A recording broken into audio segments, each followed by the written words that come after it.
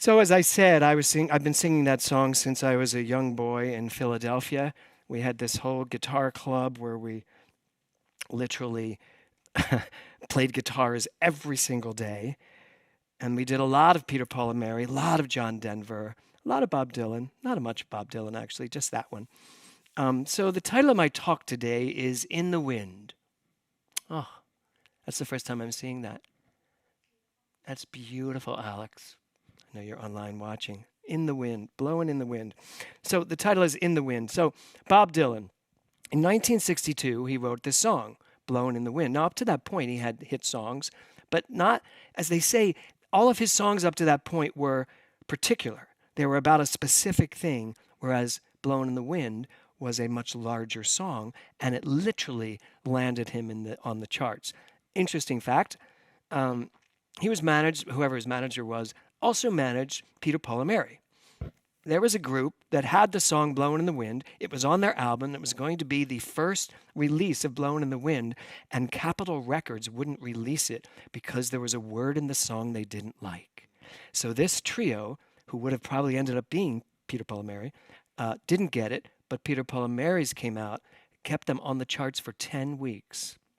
10 weeks in the number one position, and blew up their whole career. So they called it a protest song. They called this whole concept of what he was saying a protest song. And it said, rhetorical questions about peace, war, and freedom. So this song is a bunch of rhetorical questions about peace, war, and freedom. And he said this, he said, the refrain, the answer, my friend, is blowing in the wind, has been described as impenetrably ambiguous. Either the answer is so obvious it is right in your face, or the answer is as intangible as the wind. So this song is either so obvious to you that you totally get it, or it kind of just morphs all around you like, well, what is it? That's so cool. The quote from Bob Dylan is this: I still say it's in the wind, and just like a restless piece of paper, it's got to come down sometime. So Bob Dylan, later in his life, they asked him, so what did it mean? Everybody has these conjectures of what it meant, blowing in the wind. What did it mean? And he said, well, I still say whatever it is, it's in the wind, and just like a restless piece of paper, it's got to come down sometime. But the only trouble is that no one picks up the answer when it comes down. So not too many people get to see and know what it is, and then it flies away again. I would like to suggest that what's in the wind right now is this thing called the coronavirus, but that every one of us is standing there holding that piece of paper. And we are not going to ignore it, pretend it's not here, that we are not going to refuse to learn the messages that's here for us to get, and we're not going to just let it fly off into the distance. In fact, what I think we should do in the great shamanic tradition is take that piece of paper, put it in a beautiful shell, light it on fire, and let it just dissipate back to where it came from, which is the global truth of everything. So that's what this song means to me. It is the time for us. It is time for you and for me to pay attention to what is going on in this world, to pay attention so clearly that we don't let these messages go by. So the question I have for you today is this. You know, the quote is, either the answer is so obvious it's right in your face or as intangible as the wind. So I want to ask you today, what is right in front of you that you're not paying attention to? What is right there? You know it. You absolutely know it. But what are you ignoring? What is right in front of you that you are not paying attention to? There is a lot going on right now that's in our face, and we can be reactive to it, or we can come from truth. If you find yourself being reactive, ask yourself, why am I being reactive? Because you're just going to find some core belief that isn't working for you. So what's right in front of you? And the other question is, why won't you see it? What won't you see, and why won't you see it? Why do you absolutely know something and refuse to act on it? And I'm not just saying you. Why do I? Why do we see things. This song was written in 1962. What is that? 72, 82, 92, 202, 212. Almost 60 years, right? 58 and a half years. That's how long ago this song was written, and we are still building nuclear bombs. We are still doing things that we know does not help us. We're still believing that walls should be built to keep people out. We're still doing things as though we are separate people living in separate continents. And then this virus comes along and says, I'm going to take you all to your knees till you figure this out. So I believe that's what's going on. So individually, there's my momentary political moment. But individually, for me, what is it that I'm willing to see? What is it what I won't see? What is it that I'm not willing to know? Because guess what? Blowing in the wind. I think he means, no, I don't think this is what he means. This is what I get from it. Blowing in the wind. I think wind represents mind. What's blowing in your mind? What's blowing in the mind of God, which is the one mind that we all share? What is going on in mind right now? What's in there that you want to know? The word rhetorical means meant to persuade or impress, not question.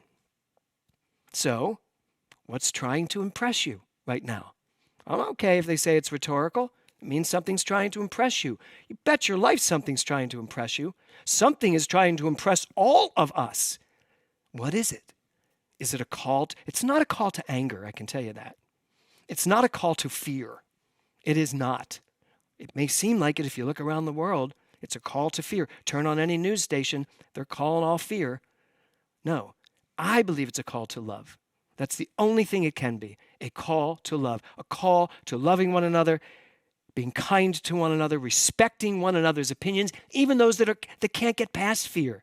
It doesn't mean we pummel love down their throat. That's not love. That's just agenda. I don't have an agenda. I have a desire to be happy. That's the only desire I have. And I have a desire for the world around me to be happy. So, what is trying to impress you? What wants to impress you? And actually, another good question is, what does impress you?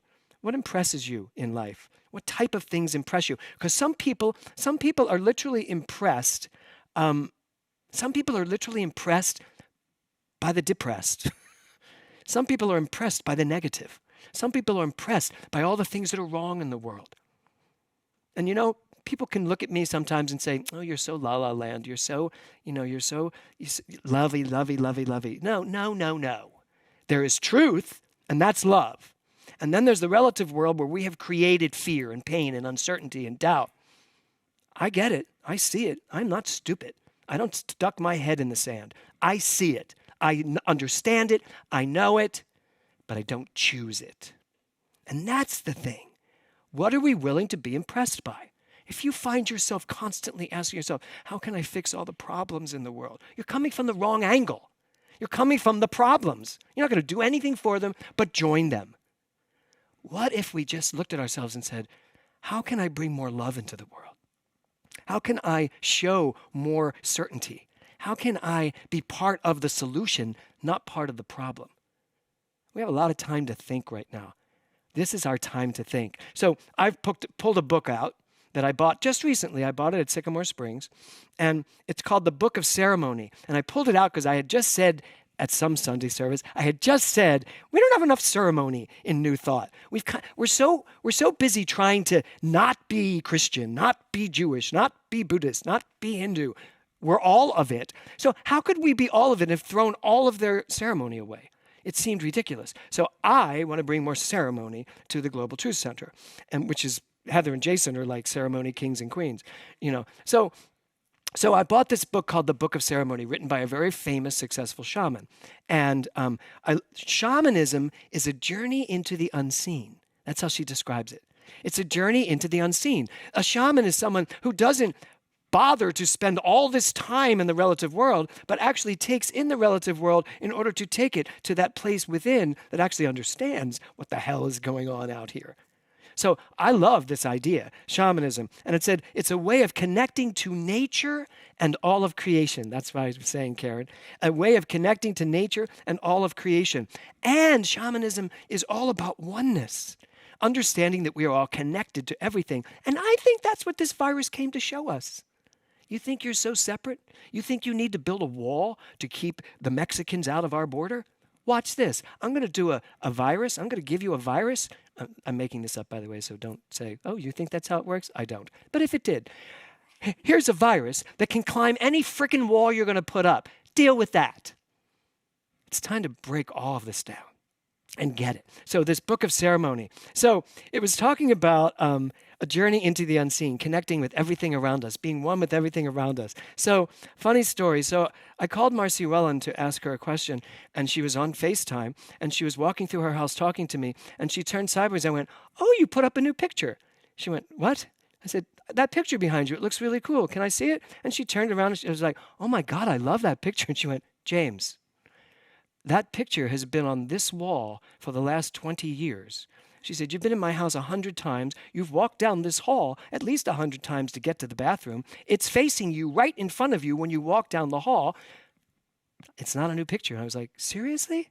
Wow. And then I started going, oh my God, what else haven't I seen in the world? What don't I see? Because I think I know. What do I not pay attention to? Because I think I figured it all out, right? So then Kevin's having a conversation in my kitchen, and Kevin's talking about this backpacking horse. Wait, I got to look at this.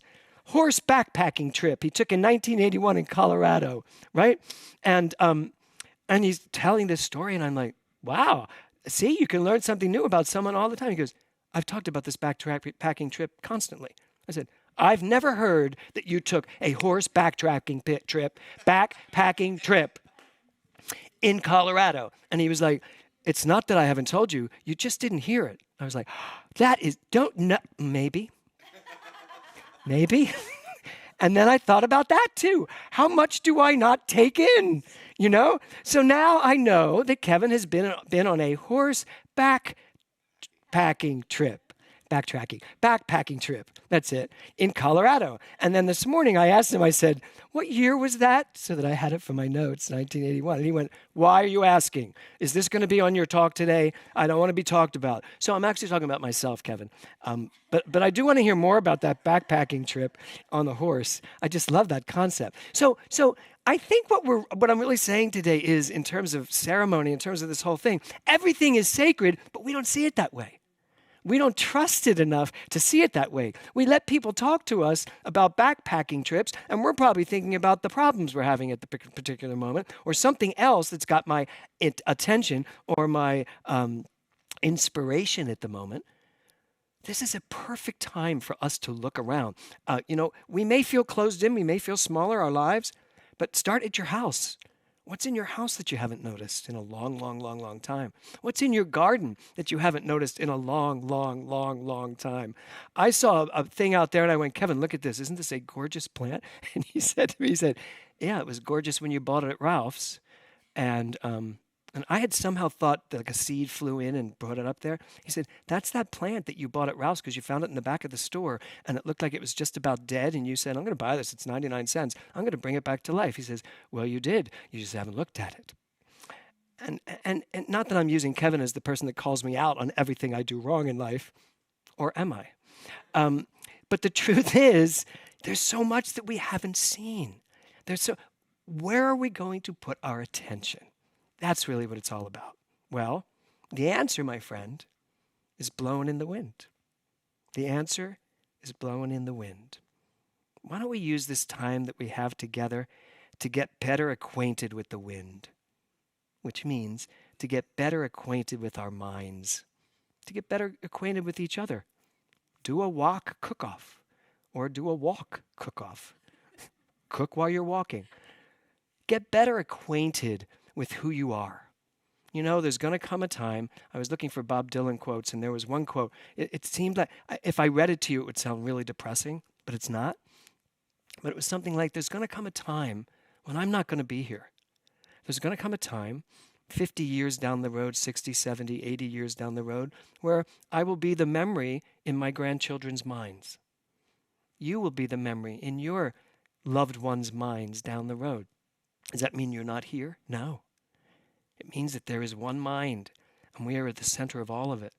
We will always be here as mind at all times. So perhaps what we need to do is lose our infatuation with the relative world so much and start getting more acquainted and more interested in our minds and start asking ourselves, what's right in front of me to know?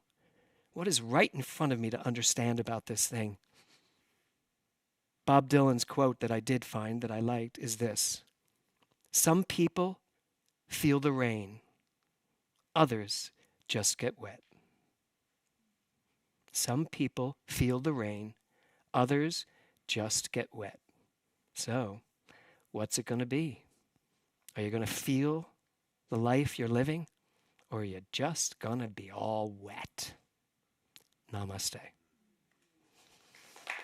Thank you, guys.